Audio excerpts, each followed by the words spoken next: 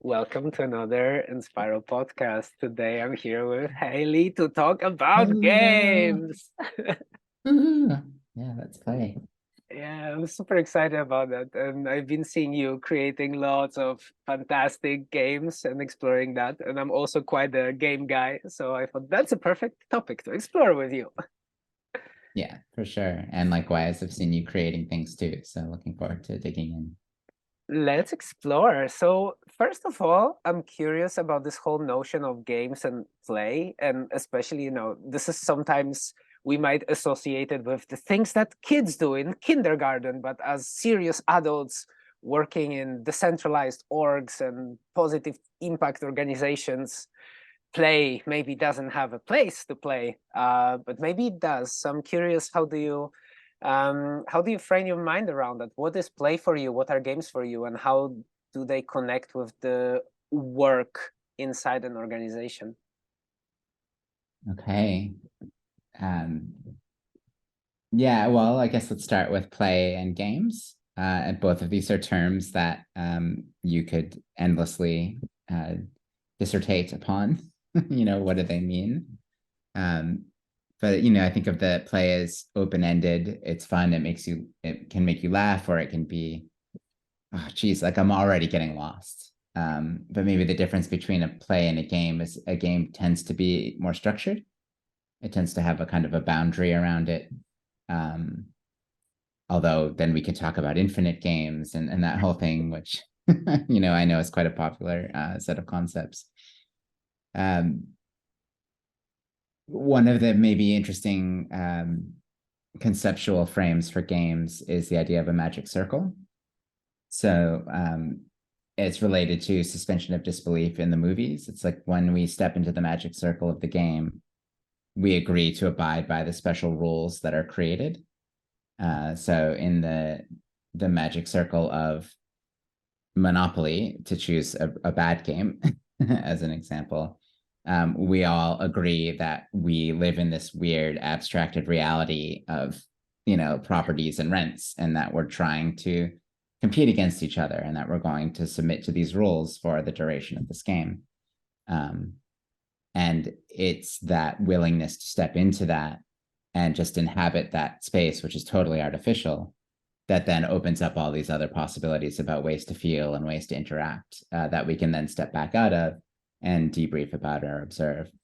And this is something that already is done, for example, in wargaming, is a concept people are familiar with that militaries do. Or strategic foresight, where we imagine alternate realities. These are all forms of games where we step into the magic circle of a different set of possibilities and explore them in order to then come back out and go, okay, now what do we do next, therefore? So yeah, as I mentioned when we were warming up, that I'm working on a local climate change adaptation game. And one out of sort of 20 people that hears about it will be like, we can't use a game for something as serious as this. And I go, we're just using the same techniques that, the military is using for war games, but we're trying to make them available to local communities. Mhm. Um, so yeah, it's a set of capabilities that is inbuilt into us as humans, as people. We've been playing for ages and even playing structured games for ages. There's evidence from thousands and thousands of years ago of games. Um, and so it's something we do just as part of our human interaction and as part of how we engage with the world. So why wouldn't we use that in our increasingly complex workplaces? Mm, it's yeah, I love this reference that yeah, we've been playing as humans for thousands of years. It's just a natural part of our lives. And also, yeah, it's very interesting for me to hear this almost like different steps of the game. So you mentioned like, okay, we're setting this magic circle that we accept this artificial reality that has certain rules and premises, and whether it's like a real world scenario with some context and some protocols there, or just like completely random, a board and you're this little pond walking around this weird reality. But also then there's this part of the game where the actual play happens, and then you also name this part of okay, let's now reflect on what happened in the game and like what was it all about. And I feel this plays the third step, the step of in some kind of reflection on what has happened, is maybe almost like this differentiator between a serious game and just like a play that is also serves its purpose, but just adding this reflecting component can make such a tremendous difference, because like suddenly you just have this moment of reflections like, oh wow, something serious happened. So yeah, like in the context of the game that you're mentioning, the disaster preparedness game, like, okay, how I guess the outcome, I'm kind of guessing there, is how are we actually prepared to respond to a disaster situation? And if we are not, okay, what can we do about it? Right. Yeah, roughly speaking, yes, you're correct. And yeah, I think that's a great insight, that what makes a game serious, a serious game is a really common term in this space, which is like a tangent about that that term, applied game, or a game for purpose. What really makes the distinction is like you could take any game, any totally for fun game, and there's lots of people who do this. And as long as you do a debrief and a reflection about it in a held way or a facilitated way, that becomes a game for purpose. It becomes an applied game. So Monopoly can teach us a lot about domination, and the way that capitalist values are embedded in our society. And also isn't it interesting how it was actually an anti-capitalist game when it was first created, and then it was changed, and all of that kind of story. So every game has the potential to be made serious. I think what I found with when we've been doing work, because we come from more from a facilitative background, so a lot of serious games are sort of educational, like a lesson or a story is embedded in them, but we're doing it more for how people can do sense making and strategic planning together. So a lot of what we're doing is often taking game forms that already exist, that we see that have potential, and just distilling them down and stripping back a lot of the stuff that gamers want, hobby gamers like you and I, that other people get turned off by, and get really down to the essence of the game. And then you can still, whatever is enough to get to the really good aha moment, the insight and the debrief. And it seems like, yeah, the game is a very good way to just reach this insight moment in a very fun container, right? Because there is this component of fun in games, which doesn't necessarily means that it's just all about laughter and just having a great time. Like there's I imagine, or from my experience, there's also the challenging parts, and this like struggle or obstacles to overcome, right? This is the conflict, the tension. But the kind of the magic circle itself, it's just such a magical space. I'm curious, how do you apply it then to specifically to organizations you work with? Like, what would be yeah, I'm trying to think of a good question to prompt this. Like, what would be how do you think of applying games now into specific organizations? Even like Enspiral, you were one of the authors of quite a powerful game that had a profound impact on changing the organizational structure, which took some time to process and reflect and incubate, but it did happen. So it was a very serious game, and yet it was a game. Yeah.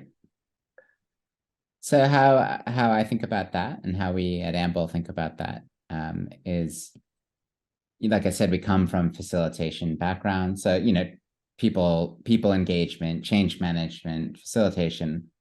The same way that anyone, and I know a lot of the people listening will probably be facilitators or change managers. The same way you would think about, why would I choose this workshop activity, or why would I convene these people in this way? It's always fit for a certain purpose.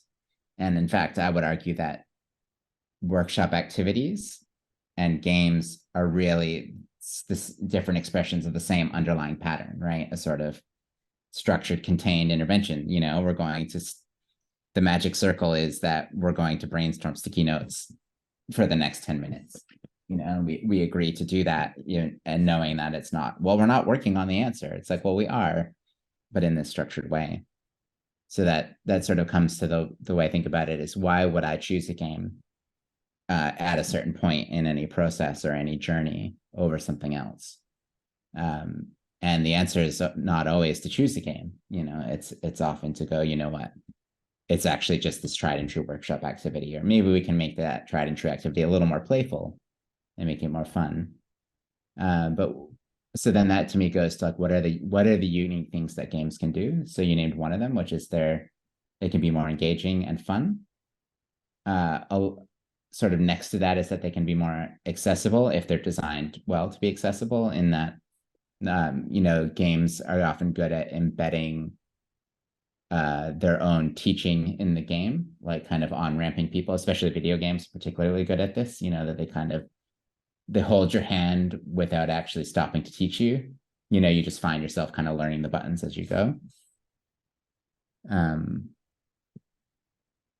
found that games, they have really high bandwidth because they kind of can integrate so many, audio and visual, and they're immersive. And so I think they can convey a lot of complexity in a kind of, and quickly, in a sense, because they're engaging so many different parts of your brain, and they kind of pull you in.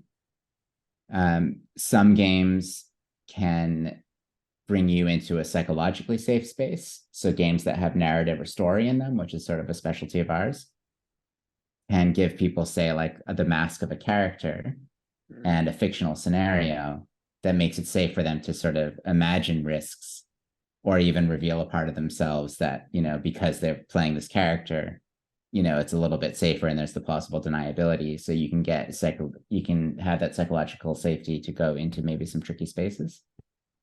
And so depending on what's kind of on top or what's kind of in focus, then we'll pull from the palette of game mechanics and try to kind of, create something that fits. Yeah, it's fascinating. You're naming like such powerful components, and it really reveals this depth. It's almost like an iceberg. On the top is like, yeah, it's fun, it's a game, but Let's play a game. actually, there's a lot of very serious principles at play that make this magic circle into something that can really have a profound impact, either on individuals or on the organization, or whatever is the context of the game. And it's also, there's what I'm hearing is like this wisdom of knowing when to choose a game for the purpose. And it might be that in some contexts, no, you don't need to make a game, just make a workshop. It's also fine. Yeah, but yeah, absolutely. a game can just bring a different twist and a different set of processes, or just shift the dynamic into a different direction while still being very serious and resulting in serious outcomes. I'm curious maybe to hear a bit more about the Enspiral game and renovating membership, since this is like a very tangible thing that happened inside Enspiral. And yeah, as I said before, it had significant impact on the entire organization while being just a game. Yeah, and I guess I would maybe challenge, how big the game was versus a bunch of other things that happened, Yeah. And I know there's Yeah. also, as always, at Enspiral, differing beliefs and perspectives on what was positive, what was negative, what worked and what didn't. So I think I can't really explain this without explaining a little bit about what was happening at Enspiral.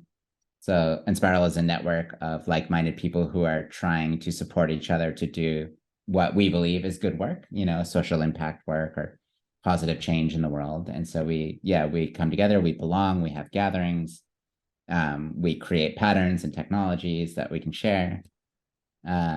Enspiral was kind of born out of this period of being very curious, exciting young people in Wellington, right? You kind of like bursting out of this one co-working space. And then it got kind of bigger and more global. And it had this this core group of capital M members that were sort of stewarding it. And then there was sort of like 30 or 40 of those, and then maybe sort of 80 to 100 something contributors. So people who were getting the benefits of the network and belonged and were part of things and were in the Slack channel, but weren't stewarding or governing. And increasingly, there began to be the sense of this sort of malaise of like, there's new energy here and they want to kind of do things in the network, but they feel like there's this member circle that they need to convince, but every time that they go to the member circle, sort of nothing happens, or like they work up a big change and then members sort of show up in the last minute and do a seagull, which is like they swoop in, eat your food, and like poop and leave. And the members sort of saw it as like, well, we're not actually trying to steer anything. We're all very busy with our lives, and the members were sort of aging into having kids and having mortgages, and a lot of them actually kind of went into careers, you know, in organizations and weren't starting up social businesses anymore. And they saw themselves as more of a backstop for supporting if things were going off course in the network, but people should do what they want. Whatever the reason, things weren't working. People felt really stuck. Also, COVID was happening, you know, and it has just sort of like was a very tired downward trough in the network. And yeah, I just remember during one of the members' meetings, there was this feeling of like, we probably need to kind of kill this, because the members would meet sort of twice a month and we would have these wonderful check-ins with each other, maybe name a few issues in the network, but there was no constructive steering happening.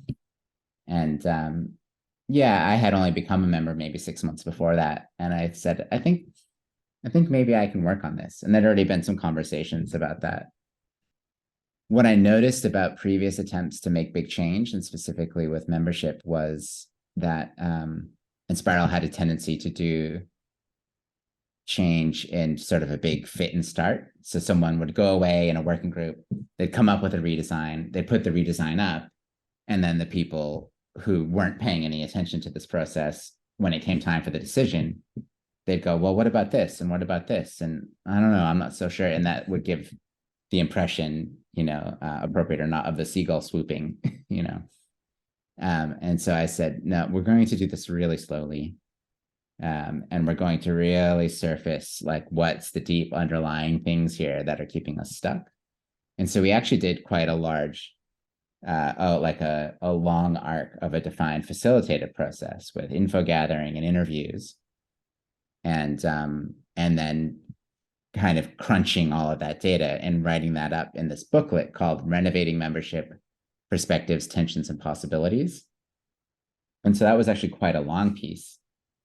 And what it was designed to do, and there was a working group of us who did this, but we really took our time.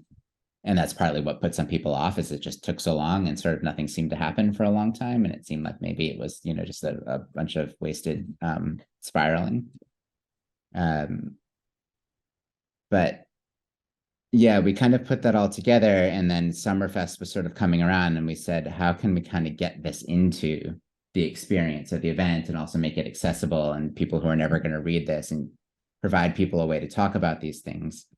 And so we created 2 exercises, as they're called, and they're at the front of the booklet. They're games, or a game, that allow people to engage with the material, and specifically to see themselves in it, or see that they are but one possible way of experiencing and perceiving Enspiral within a set of possible ways of perceiving and experiencing Enspiral.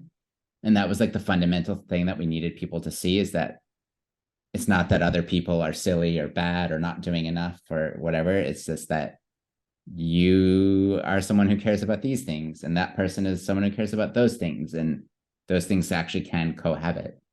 And we wanted to use these archetypes that you mentioned for people to identify with, so they could almost dialogue with the archetypes with each other. So that's the kind of high level. Should I go in and like explain the game in more detail, or? I mean, this part that you're mentioning, and thank you so much for giving like very in-depth context. It's a very good idea.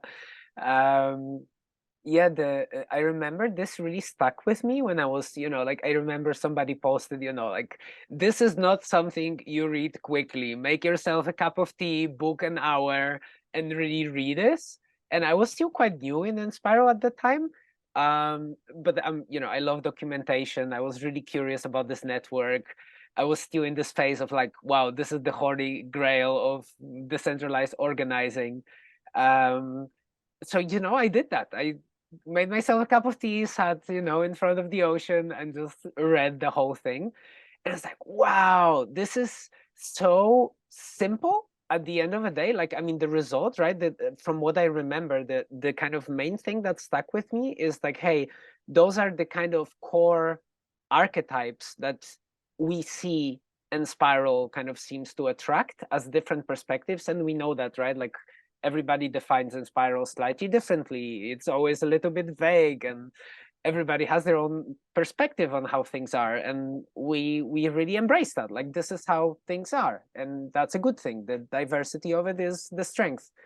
So yeah, it seemed like wow, those are the possible archetypes. And of course, it's still like a container, and it's a synthesis, and it can be more complex in reality, but it's like a very good start. And there was quite a selection of archetypes, and just a simple mechanic to look at what is happening through a perspective that is not necessarily your own. And just this process of you seeing, oh wow, there's more perspectives and they are like this, and I can identify probably with this one and maybe a little bit of this one. But those are really foreign to me, and like, wow, what does it mean to be this character? So yeah, it felt like what you created was just a very simple perspective shift prompt that really allowed seeing things from a completely different point of view using a very simple mechanic. At the end of the day, that's why I found this game so beautiful, is that it was very simple to play. And I did play it, and I kind of looked through different perspectives, and it did reveal things. I still had quite a low context in Enspiral, so not everything was, as clear just from the point of view of lacking context. But that also was interesting for me to like try to imagine what would it be to feel like a person who has a lot of context. It's like, whoa, it must feel very different from my point of view. So yeah, this again, like this to me seemed like this like foundation, the iceberg, core, the base of it. That yeah, on top you had this. It's a game. It's a fun process for us to see where we are, and get a little bit of a survey, a study of what is happening. But actually, it helps people change their perspectives and notice that there are other perspectives, and then bringing this all together through this magic circle of a game just surfaces so much in such an easy way that doesn't feel like, oh, it's a lot of work and we're going to have this series of workshops that will just work for a long time. And yeah, like I know that there was a lot of work that went into that, but as the player, it didn't feel like that. It felt very engaging. It felt light, even if it required some study and some attention, like to actually read the manual. Because at the end of the day, it was a serious game, right? It was not just like a little playground, but yeah, no, there was a deep purpose there. And that's why, there was all the context and how did we arrive there? What are the implications? So yeah, I don't know, just wanted to share my excitement, and big thumbs up for everyone who participated, because yeah, it was fantastic. Well, yeah, thanks. And I'd like to maybe even dissect the game and how it got made. And that might be interesting. But also to say that I think that's an example of the power of accessibility of games. So yes, a lot of more design time goes into games than into, say, a workshop activity. It's 10 times as much or 100 times as much, depending. It's quite design intensive. And that's what I'm finding personally I'm enjoying is I'm actually tired of being a facilitator, but I like polishing a product, and I'm enjoying that, becoming a designer and a creative. But what it allows is something that's more polished is actually conversely more work that's gone into it means it's actually more elegant and easy to engage. And so that meant that the game was played in a facilitated held space at Enspiral Summerfest, a physical gathering where there were quite a lot of people there, but you're in Europe. You weren't at Summerfest, but you were able to take it and play it by yourself and have a very similar and even perhaps even more deep and meaningful experience because you did it on your own time, you know, and were able to really unfold into it. And I think that's what games really make powerful. That would be to me a key differentiator, is that a game, someone else can read the rules and run the game, even if they've never even had it run for them once before. This feels like a very, very beautiful kind of characteristic to name specifically, that this importance of coming up with very clear digestible rules, so you don't need the facilitator, but the game can, you know, anyone can facilitate it precisely because it's a game. And that's it requires a lot of work. I mean, this is always something that I put a lot of practice in, when just like how to explain what are you going to do, like what are the premises, and you know, give the rules in the least amount of words, but you know, just enough to give this whole frame that actually allows for the game to happen. And there's a lot of art in it and it takes a lot of practice. And iteration and testing.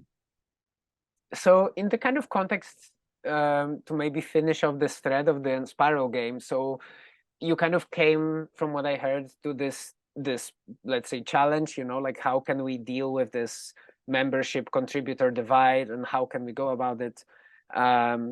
It was just, okay, let's play it slowly. We don't need to just like rush into assembly sprint and just like, you know, in 2 weeks just fix it, but it's more of a long-term process. And then, you know, just plant the seeds, design the game. Then the game took some time to play. Like I remember it was not just like a very short period, it was quite some time. What do you feel was the result of it? Like, I mean, the outcome at the end of the day, that was that, you know, the renovation happened and we kind of removed this divide between members and contributors, and now we just have one tier participation in the network. So like there is the tangible outcome that happened, you know, as the final result. But I'm curious more about the mindset shift, like what this game changed in terms of the process of arriving at this final decision, if you see any kind of insights from that. It's hard for me to separate the game from the renovating membership process as a whole. You know, I see the game in a sense as a, well, it's funny, I've noticed is that a lot of people refer to the booklet as the game, when actually it's like, it's this whole written piece that you could have just read and never done the exercises, but people just call it the game. What I found is that most people had some version of being stuck in the previous arrangement. And, you know, systems are very creatively self-reinforcing. They're dynamically conservative, right? They keep themselves there. And that's how we get stability. And that's part of the reason why change is so hard. So I feel like what we were trying to do was give voice to all these different perspectives so that people could see that their way of being in the context of many ways of being, and actually take the charge out of it. So for some of the members that had been there sort of from the early days of Enspiral, and where the member group was actually a belonging group, they needed to grieve that was going away so that they could let go of that going away, or to separate the belonging they were getting from the sort of stewardship role that group was meant to play. And I felt like that just needed time, and it needed a mirror held up to it. Sort of on the other side, there was a lot of frustrated energy of people saying, oh, the members don't do anything, and it's never possible to make any change at Enspiral. And the renovating membership process, in a sense, opened up a lot of space for people to come in and say and make proposals, and have time for those proposals to be responded to, and see that people still weren't showing up because maybe you kind of tried to rewrite the whole operating system of Enspiral from the ground up and nobody was that interested in that, or, you know, and And so I felt like a lot of that energy kind of drifted away as, people were given free reign, like, we're going to kill the membership circle. We're definitely doing it now. So jump in, and then they didn't, and so I felt like it was just a clearing of a space of possibility. Out of the end of renovating membership, there was a sort of proposals phase. It sort of started at one assembly sprint, which is Enspiral's annual time to try to do things. And it actually went for a whole year and ended at another assembly sprint. And in that assembly sprint, we put up sort of 3 different proposals. People seemed to like the one that I wrote, and, I was immersed, so I kind of knew where the network was at. But it still required new leadership to step into a new space. And that still didn't show up. And I think it was Suki who said, like, we're still just all tired. Like, there's no energy here. There's no energy here. And so it just kind of sat fallow for another 6 months. And that new proposal that I put up which was basically trying to preserve Enspiral roughly the way it was, but decentralize the functions that the members had held all scooped up in kind of one circle into like smaller groups. I was aware of the nodes idea, which is the idea of regionalizing Enspiral, and that was kind of on the fence because Europe was already existing, and that was like there as a possibility. And I said, I don't know if people are ready to leap all the way from there. They seem like they're still kind of grieving membership or letting go of this idea of one big Enspiral. But it was almost the allowing the proposal that I wrote to fail, made room for then when eventually, some other leadership came in, and it turned out to be some people who had been around for quite a while stepped back up and said, it's nodes. It's Let's nodes. Go. It's nodes, right? We're doing nodes now. And people are just like, yes, great. And I think if renovating membership hadn't maybe kind of allowed some of that charge to be removed, then we might not have ever seen nodes. We might have been stuck in this continual boom bust cycle of engage, and it doesn't go, and then get frustrated and then go away. And so the role of the game was just to make that process more accessible. Yeah, what I'm kind of reflecting from what you shared is almost like the game. Well, the game, yeah, as you say, it's just one part of the whole process, right? But this process was really breaking a certain pattern, and from there just making space for new things to appear. And even if at the end of the day it was not the kind of proposal that came out like almost directly from the game, but it just made space that, yeah, from there, whenever there was energy available and some leadership energy, and actually, yeah, people stepping in to move this further, the ground was fertile and ready, so it could have happened, rather than just go back to the same cycle of like, oh, there's a proposal, there's an idea, but no. Damn. We're back again here. And we'll see, the nodes thing is still, it feels good, having to spend a Summerfest, but it could also still do that. Yeah. But it doesn't feel like there's any resistance to it, which is good. And definitely less resistance than in the past, or at least from what I'm noticing. And yeah, like for sure there's going to be some challenges in the process now. I guess this is like the inevitable part of collaborating. That at some point there's some challenges involved. Yes, especially when you get to 130 people, or wherever we're roughly about in Enspiral right now. Yeah, and really quite decentralized geographically speaking. It's not anymore just Wellington hub and people that kind of really know each other. I mean, like, we never met in person, and it might be a while until the New Zealand crowd comes to Europe. No, then Europe starts flying there, and all this kind of mixing will happen. So yeah, I'm kind of excited to actually see that and see what are going to be internode collaboration games, because we still have this, as even if we are separated in this little nodes, still there is the bigger umbrella of Enspiral as a whole. So that's going to be interesting to see. I'm curious to hear, like, what games are you playing these days? What are your kind of passion projects, and what games are you developing? So are you asking me what I'm playing, like playing for fun, or what are we working on? I guess both. I'm curious, I guess specifically more in the context of organizations and your, let's say, work as a game designer, but I assume that what games you're playing just for fun also inform the work you do, since the game mechanics are also, transferable. I'll say a little bit about what I'm playing quite generally, maybe not what I'm playing these days, but where my inspiration for doing this work came from. So I was working, I'm a collaboration geek, mass collaboration, Wikipedia and open source software in the mid 2000s. I got really excited about that.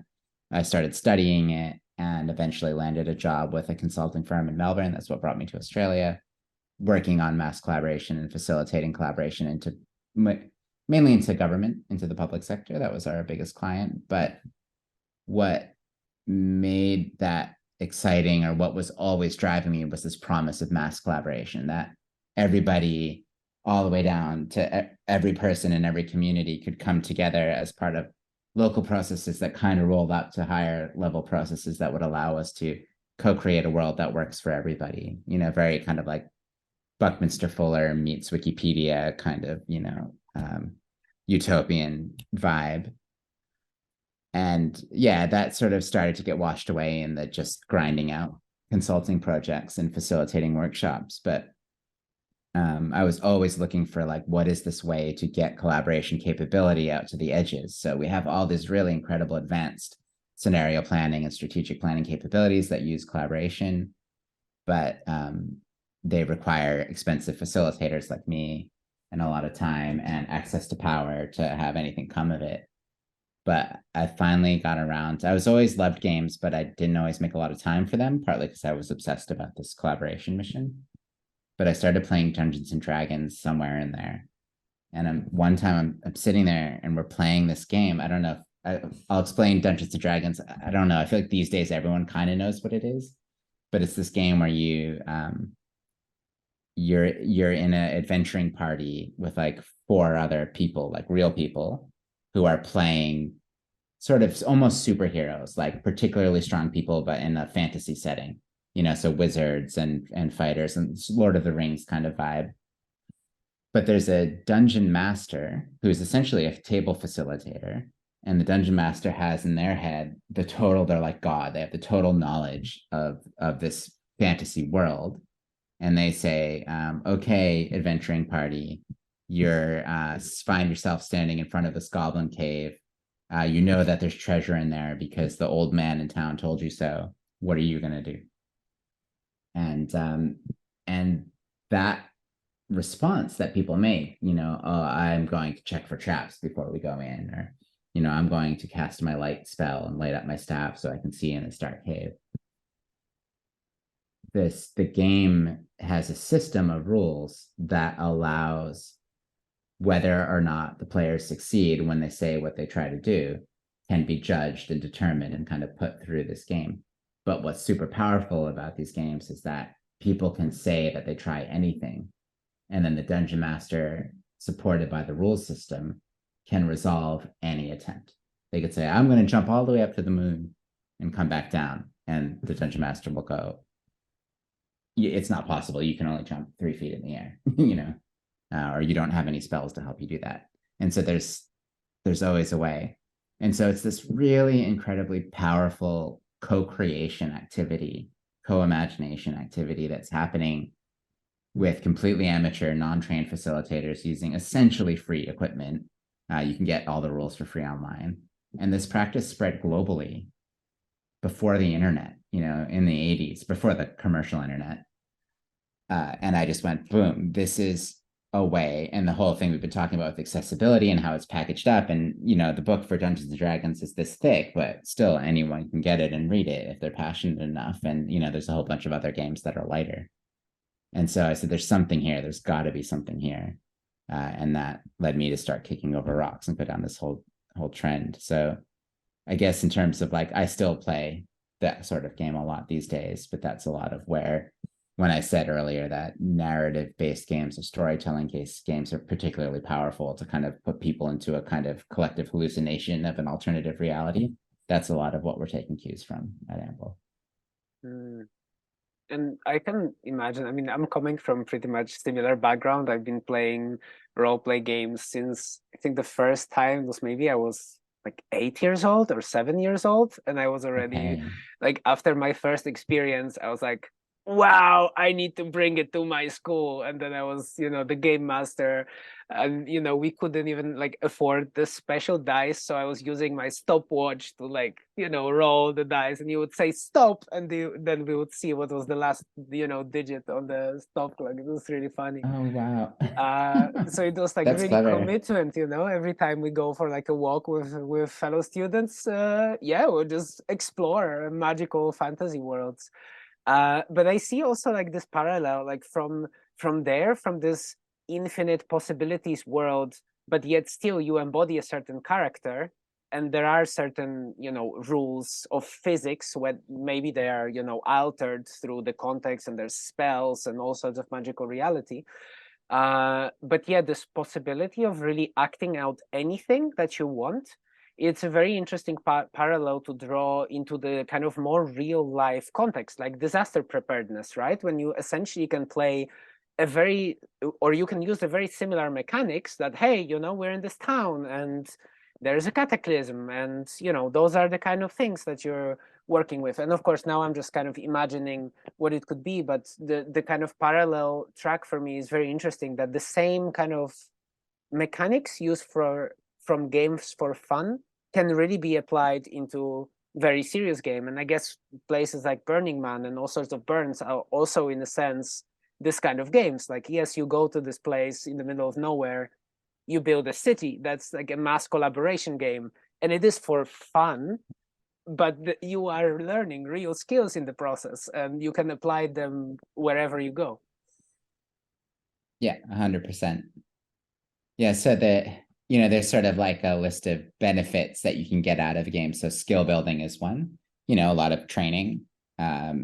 Simulations are games, where you put someone in an immersive environment and then they come out with, in a sense, skills that are transferable to a real environment. So the classic example is simulating air combat without getting into a fighter jet, because they cost $50 billion or whatever. But the one that I'm interested in, that is, it's not harder to do, but it's a bit squishier, is the actually making sense of a system in order to make a decision about what to do. So in the fighter jet example, good practice, well, okay, it's not totally clear, but for like a flight simulator, so teaching someone to fly a plane, good practice is known, correct practice is known.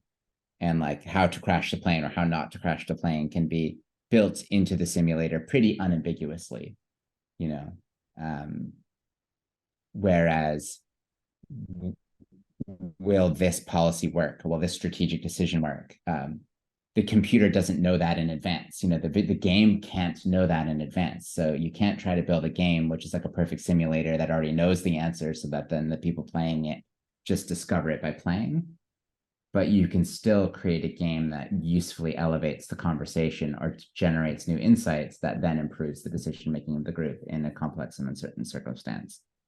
So basically what I'm hearing is like, even if you cannot reach like a specific outcome just because it's not possible to predict, but what you can do is, in the process of game design process, where you're trying to reach some kind of outcome through the game process, you're actually learning the skills that then can help you in the real world scenario of actually getting to some kind of desired outcome that you would like to get as an organization or as a group or as a person. I think I'm still quibbling with skills, even in that way of framing it.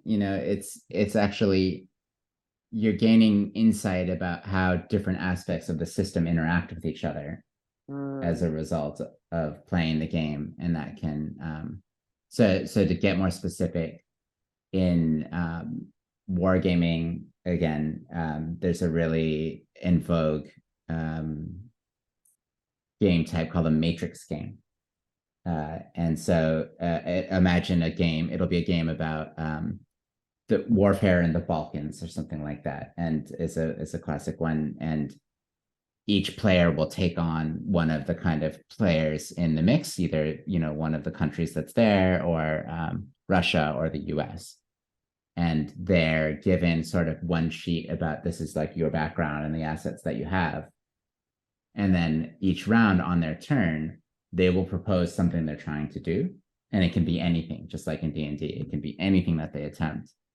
And then there's a facilitated process where the other players, and they give sort of their 3 reasons why they think they can achieve this.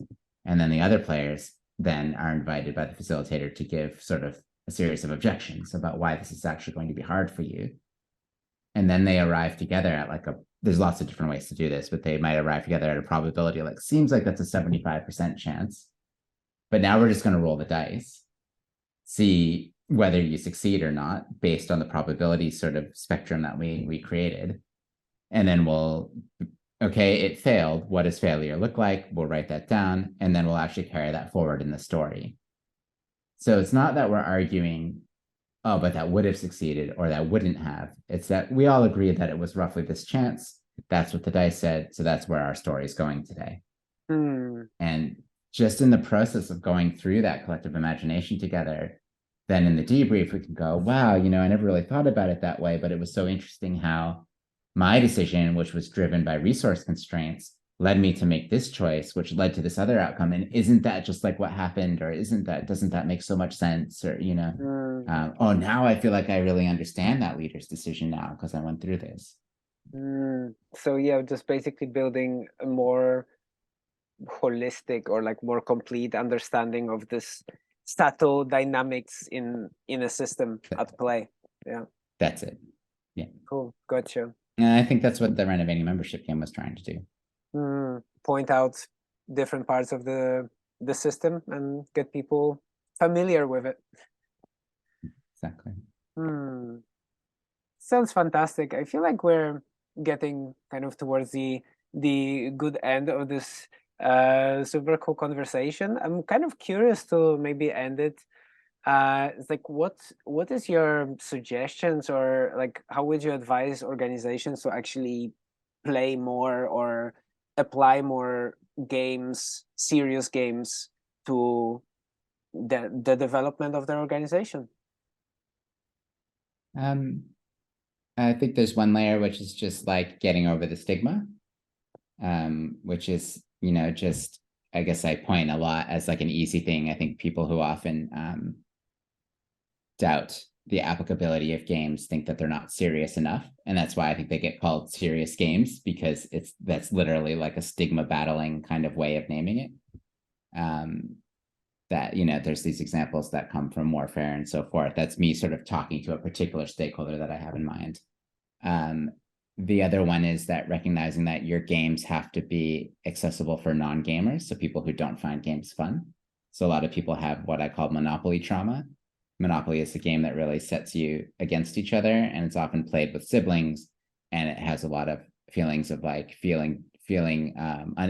being made to feel unintelligent, being made to feel lesser than, arguments and stress.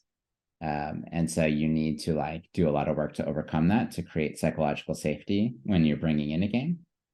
But I think the big one would be that whoever is already facilitating or holding space in a process, whoever is that professional inside your organization, whether it's your people and culture person or your strategy manager, they should be the one holding it, and holding it well in a well-held way and integrating it into an existing process. And then for those people, for those professionals, they need to look at it as yet another capability in their bag of capabilities that they need to intentionally build. And yeah, I could go on about, what was our journey for how we went about building that capability, because most of us weren't game designers when we started out. But, maybe that's for another episode. Sounds good. I'll put a pin into that. I feel we can continue for another hour easily. Exactly. Thank you so much, Hailey. This was really fascinating. And I feel games are so close to my heart, and it feels I just learned so much about one of my favorite things. Yay. Really appreciate Yeah, that. cool. Well, I appreciate, we've been on this journey for 3.5 years and learned a bucket load in that time. So it's nice to be able to sort of feed it back into the system.